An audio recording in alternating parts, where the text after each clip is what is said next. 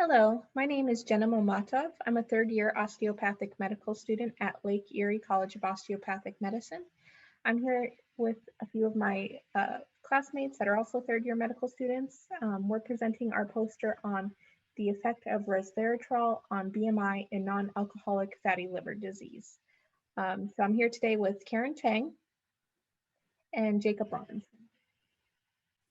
Non-alcoholic fatty liver disease is a common disease in which an excess of fat accrues in the liver. Non-alcoholic fatty liver disease may transition into alcoholic steatohepatitis, or NASH, in a subset of patients. NASH is characterized by inflammation, cirrhosis, and chronic liver failure, potentially necessitating a liver transplant. As many as 1 in 3 to 1 in 5 adults in the US may have non-alcoholic fatty liver disease. The most significant risk factor is obesity, but other predisposing factors include type 2 diabetes and polycystic ovarian syndrome. The American College of Gastroenterology reports that weight loss may be associated with a reduction in fat deposition in the liver.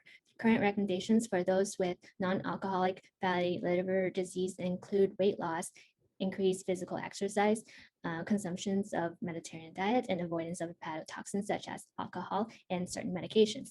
Calorie-restricted diets have been shown to activate a class of proteins known as sirtuins, which function in the regulation of several metabolic pathways.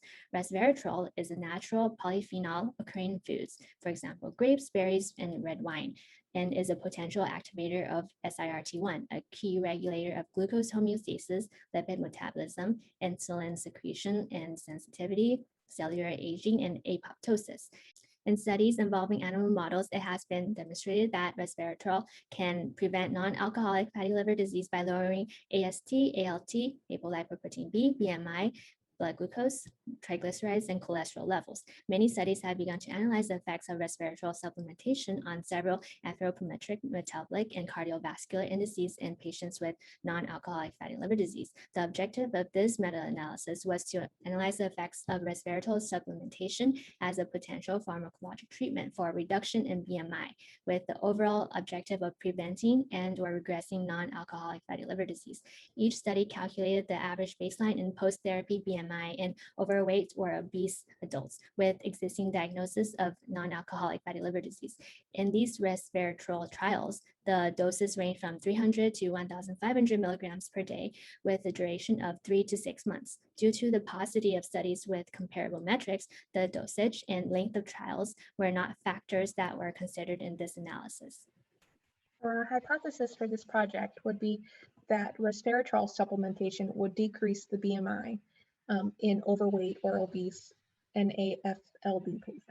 The methods involved in creating the study involved using a literature search from the PubMed database. 5 primary sources were used, and only studies that had comparable output metrics were chosen for this study. The data was input into Review Manager 5.4 to create a forest plot. A fixed effect model was able to be used due to a low heterogeneity, where I2 was equal to 0%. Table 1 shows the difference of the mean BMI from before and after intervention for both the resveratrol treatment group and the placebo group. The results show that the resveratrol groups had a statistically significant reduction in BMI compared to the placebo groups. Figure 1 is a forest plot of the weighted mean differences in BMI with a 95% confidence interval. However, the overall effect of the combined studies shows a statistically significant difference where P was equal to 0.02 between the resveratrol and control groups, with an overall weighted mean difference of negative 0.27 and the 95% confidence interval not crossing the line of no effect. So the overall effect did show a significantly higher reduction in BMI in the groups that received resveratrol supplementation. Resveratrol may be considered as a pharmacological therapy for reducing BMI in NAFLD patients. For further reduction of BMI, resveratrol therapy could be used in conjunction with caloric restriction and exercise. This meta-analysis did not account for variations between the studies in both the dose and the duration of the treatment. Future studies should evaluate the optimal dose and duration of therapy for maximal BMI reduction. In addition to BMI, further studies are needed to evaluate the effect of resveratrol on other anthropometric, metabolic, and cardiovascular factors in NAFLD patients. Also, any potential adverse side effects from the therapy should be further assessed. We've included our references down in the right-hand corner. We would like to thank Dr. Saradakis for his assistance and mentorship throughout this project. Thank you.